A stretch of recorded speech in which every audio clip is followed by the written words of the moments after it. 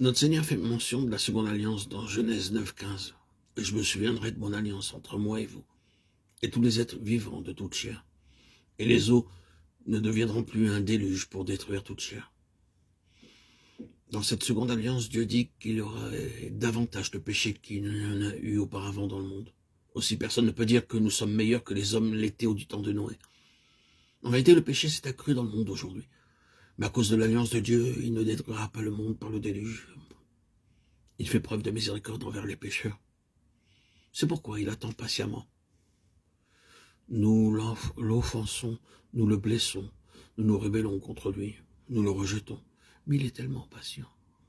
Il vient encore et encore en disant « Mon fils, donne-moi ton cœur. Mon fils, donne-moi ton cœur. » Il lutte avec nous lorsque nous nous humilions et il nous pardonne à cause de sa seconde alliance. Il nous fait grâce, même si nos péchés nous font mériter le déluge. Quand bien même nous serions impies, rebelles et souillés, cependant il nous fait grâce à cause de cela. Je peux l'invoquer n'importe quand. Seigneur, j'ai péché contre toi, je t'ai offensé, dans ta bonté, pardonne-moi. Comme nous le lisons dans 1 Jean 1,9. Si nous confessons nos péchés, il est fidèle et juste pour nous les pardonner et pour nous purifier de toute iniquité. Bien que nos péchés méritent une grande punition, il veut toujours nous pardonner. Il a tout pris sur lui-même. Il a porté lui-même mon jugement et ma condamnation. La troisième alliance fut conclue avec Abraham. Je ferai de toi une grande nation et je te bénirai. Je rendrai ton nom grand et tu seras une source de bénédiction. Je bénirai ceux qui te béniront. Et je maudirai ceux qui te maudiront. Et toutes les familles de la terre seront bénies en toi. Genèse 12, 2, 3. La même alliance est confirmée dans Genèse 17, 5, 6. On ne t'appellera plus Abraham, mais ton nom sera Abraham, car je te rends père d'une multitude de nations. Je te rendrai fécond à l'extrême.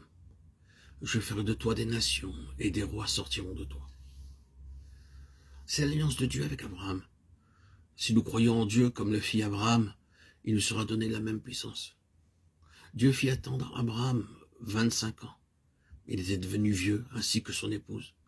Ils avaient perdu tout espoir d'avoir un enfant. Alors Dieu mit une nouvelle puissance dans leur corps. Et ils reçurent l'enfant promis.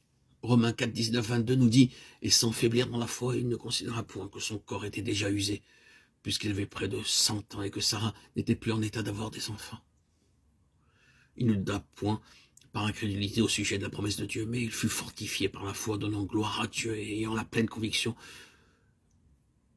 que ce qu'il promet, il peut aussi l'accomplir. C'est pourquoi cela lui fut imputé à justice.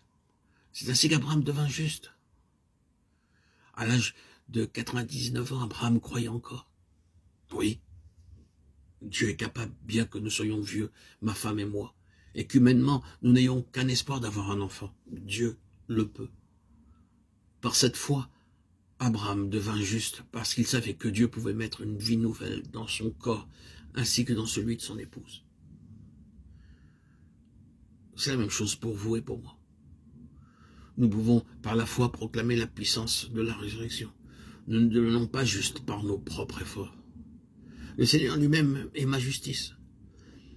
Par cette même foi, je peux proclamer chaque jour la puissance de la résurrection pour toutes mes épreuves, mes tentations. Quelle que soit la tentation, l'épreuve ou la difficulté, je peux dire par la foi, « Oui Seigneur, tu as vaincu la mort pour moi.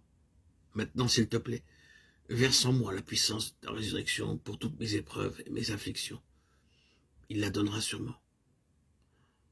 Paul dit dans Philippiens 3,10, « Ainsi je connaîtrai Christ et la puissance de sa résurrection. » C'est la troisième alliance. Par la foi, nous devons proclamer la puissance de sa résurrection pour toute épreuve, tentation, tribulation, et devenir ainsi plus que vainqueur.